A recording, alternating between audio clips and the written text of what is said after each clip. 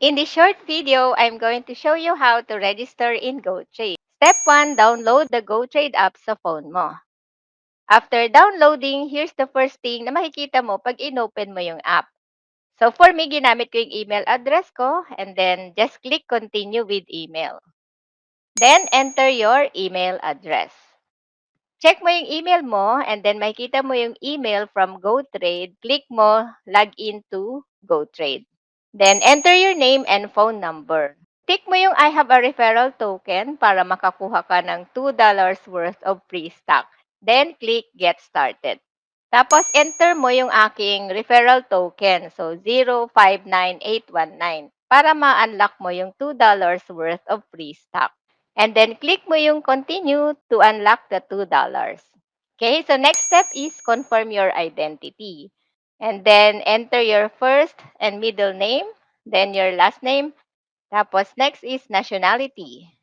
Next is input your birthday according to this format. And then next question is about your employment status. So lagay mo na lang what do you do for a living. And then, are you investing with your savings? So, tick mo na lang yung yes. So, itong apat na ito lang ang accepted ID sa GoTrade. So, I suggest you use your driver's license or passport para mas mabilis ma-approve yung account mo. Kung passport naman, proof of address is required. So, you need to take a photo of your ID, both front and back. Input the address on the driver's license. Tapos, enter your driver's license number. Pag passport naman ang ginamit mo, so i-enter mo yung passport number. Okay, and then next step is you need to take a selfie. Tatanungin ka if you want to add a trusted contact to your account. Okay, so nilagay ko lang I'll do this later. Read the terms and conditions and then check all the boxes and click continue. And then last step is your digital signatures and then swipe up to sign. Congratulations, you have $2.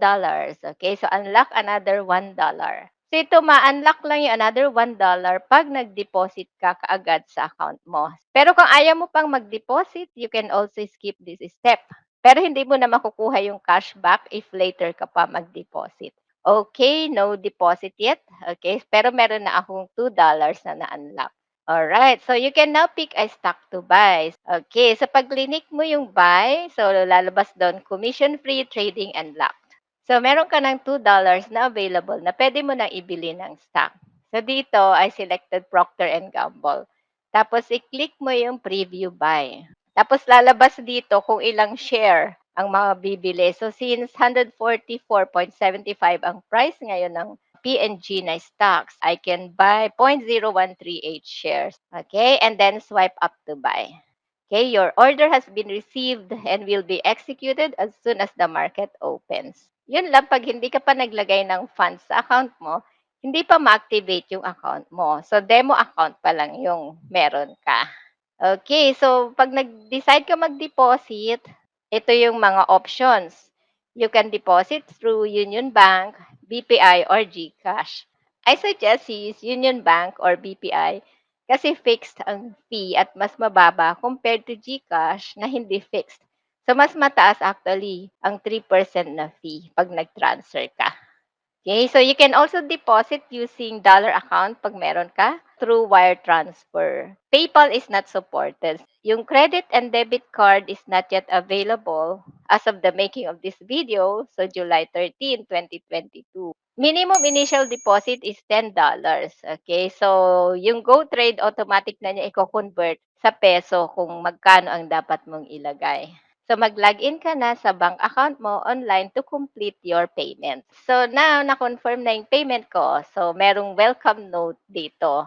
The stock market opens at 9:30 p.m. Philippine time. Pending pa yung account kasi pending pa yung deposit ko.